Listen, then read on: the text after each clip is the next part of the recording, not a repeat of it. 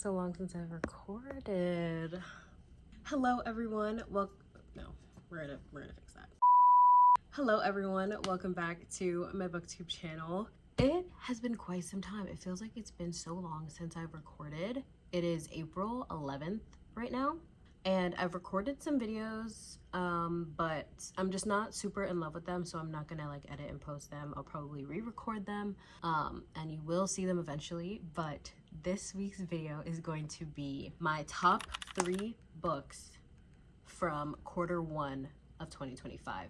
So if you didn't know, there are 4 quarters in a year. Every 3 months is a new quarter. And since March was month 3, March was also the end of the first quarter of the year. So I'm going to give you 3, 1 from each month, mainly because I'm in school right now. I'm not reading as much as I would like to. So I'm not reading like obscene amounts of books to where I would have like more than 1 favorite from each month. And even still, I feel like it's very easy for me to pick out favorites. You know what? I might regret saying that. At least for Q1, we're gonna do 3 books. 1 book from January, 1 book from February, and 1 book from March. And you will get another quarter update at the end of June. And then you'll get another one at the end of September. And then the last one you'll get obviously in December. So first off, January. I'm gonna tell you all the books that I read in each month, as well as obviously my favorite from each one. So in January, I read Lights Out by Nevessa Allen, The Fucking Wrong Guy by C.R. Jane, A Love Letter to Whiskey by Candy Steiner, Stolen Air, Savage Lover, and Bloody Heart by Sophie Lark. And my favorite from that month, we knew this was coming. I feel we might have known this was coming.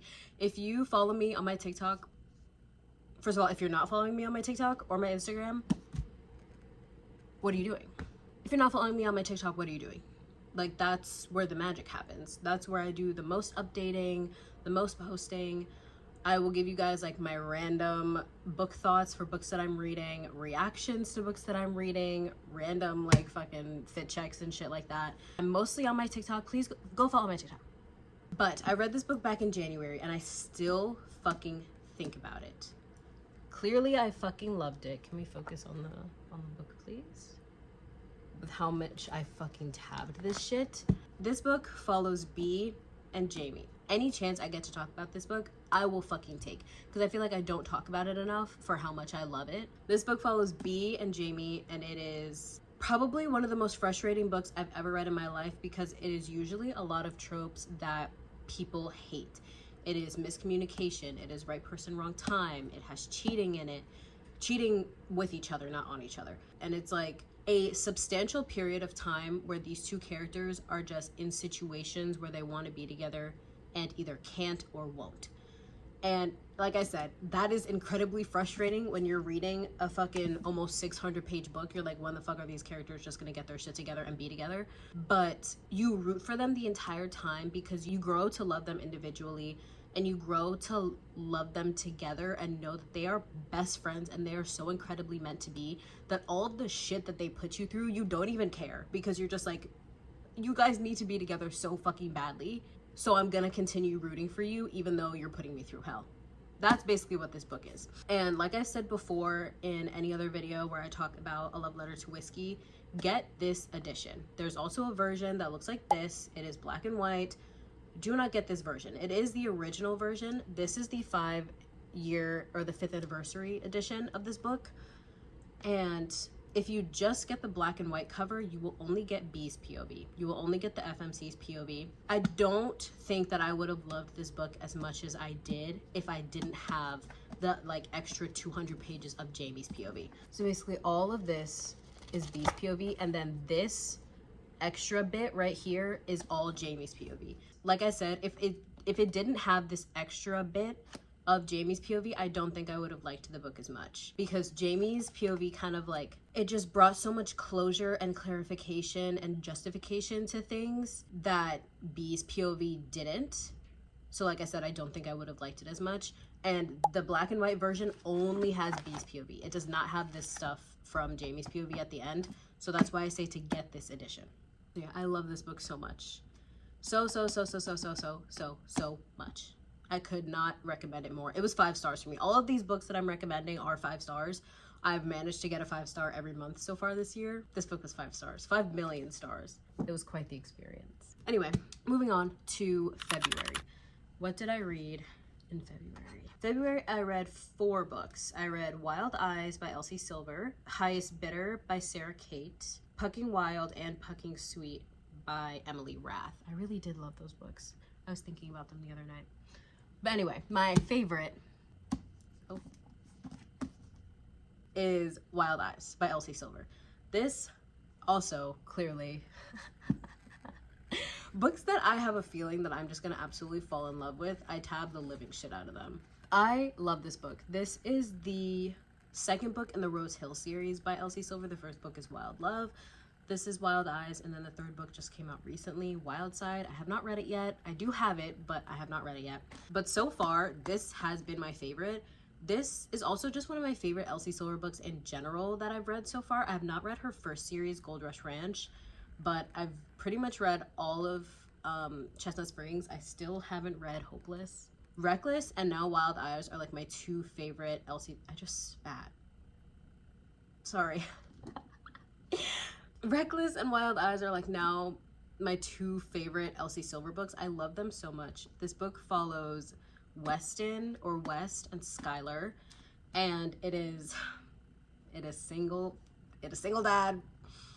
Love. It is like single dad, horse trainer, and like a pop star. She's like a country music star. She moves to this small town to record her own album, and she ends up staying with West because she has nowhere to go, and meeting his kids and just spending this was the most wholesome book I think I've ever read. Ever. I loved this book so much.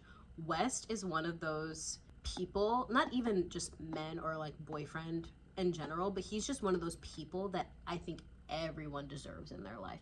He was a good dad, he was a good friend, he was just a good person overall. Like, he cared so much about Skylar, even though he only knew her for a short amount of time. And you could just tell that he's like a genuine person very early on in the book from how he talks to everyone. He is a beautiful man. He's a beautiful man. He was supportive, he was caring, he was intelligent, he was intuitive. He was the best everything. The best friend, the best father, the best like brother, the best support, like everything. This man was perfect. And Skylar was she was such a good person, and watching her grow into that person was beautiful. Skylar was able to grow into the woman that she really always was, but she was able to be that openly because growing up in the spotlight, she wasn't able to fully be herself or like make her own decisions. She couldn't really do anything for herself, and being with West, being in Rose Hill in general, helped her become her own person, and I loved seeing that. And there's music in this book too, and let me just say, Photosynthesis made me fucking sob.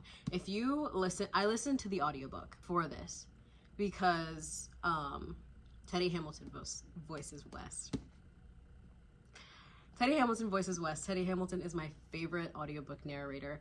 And although this book is not duet narration, I still really loved it. And the songs, the songs are like sung in the audiobook on Audible. I bawled my eyes out listening to Photosynthesis. That shit needs to be put out on Spotify. When is Photosynthesis gonna be on Spotify? Oh my god. If I think about it too much, I'm gonna fucking cry. I love this book so much. This book, like I said, all of these books were 5 stars. But 5 stars. Last but not least, taking a little bit of a turn, in March, I only read 2 books. I actually don't even need my computer for that. I only read 2 books in March. It was a hectic month. We'll see how April goes because it is also a hectic month. But I have finished a book already, and I've already started another one. I'm very excited to tell you guys about them at the end of April. But, talking about March right now. I read Beautiful Fiend and Heartless Beloved, both by Lola King. Beautiful Fiend. Both of the books that I mentioned, Beautiful Fiend and Heartless Beloved, are the first 2 books in the North Shore series by Lola King.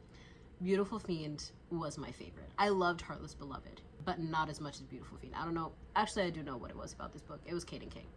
It was Caden King. Like, fuck out of here. I love this book. This is dark romance. Dark, dark, dark romance. Some of the darkest shit that I've ever read in my life. Read your trigger warnings, search them up. Make sure you know what you're doing. Make sure you're handling everything that you can handle. Don't go into this book blindly. Please don't go into this book blindly. Read the back. Read the content warnings. Read reviews. Read whatever you need to know that you are keeping yourself safe and healthy. I ate this shit up. I ate this shit up in 24 hours. I ate this shit up. This book follows Caden and Billy, and it is like rival gangs. They both live in the North Shore. There's 2 different gangs in the North Shore, the Kings and the North Shore crew, or NCS. Billy's in the North Shore crew. Caden King is obviously in the Kings. They cross paths very frequently because they live in such a small and like poor area. That's all I'm really gonna give you. Read the back if you want to know more about the plot. But this book was fucking phenomenal. Okay, words are not computing. This book was fucking phenomenal. I loved it. I loved Caden. The possession, the unhinged, but still like sweet and caring that this man gave, he fucking gave. Like, could this man and did this man kill people? Yeah, of course. But did he also love like washing and brushing her hair? Yeah. Did he call her Little Bee? Yeah. Did he kill people? Yeah. But did he also want to go to college and become a math teacher for children? Also, yes. So, like, I loved this book so much. The determination in these 2 characters is one of the things that I loved the most about this book. These 2 characters were so similar that you couldn't help but believe that they were, like, meant to be and, like, so perfect for each other. They both had that drive and determination to get the fuck out of their situations. They were in a poor ass area and they were in gangs. And they were both just like, yeah, I don't want to live like this for the rest of my life. I'm going to get the fuck out of here and I'm going to do what I need to do to get the fuck out of there. And they did that. They did whatever they had to. Some of it was really fucking sad.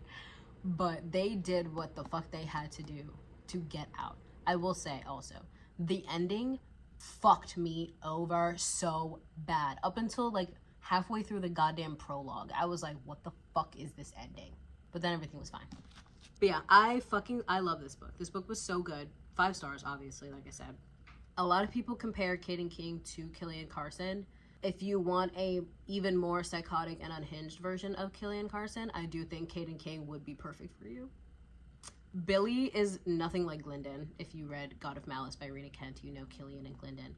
Billy is nothing like Glyndon, but I also love that because it kind of shows that 2 very different female main characters can be with these like very unhinged, psychotic, dangerous men and like still find the good in them regardless of like their own like Billy is quite similar to Caden in a lot of ways. I don't think Killian and Glyndon are very similar to each other, but they still came together so beautifully.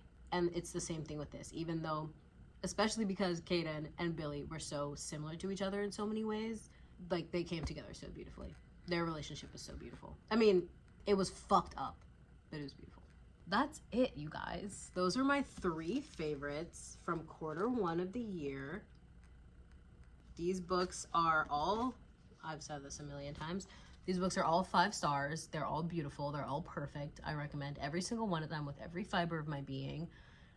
I could not tell you which one out of these 3 that I recommend the most, but I recommend all of them with everything in me. So please go read them. That is it, you guys. I hope you have an amazing day. I'll see you guys soon. I love you.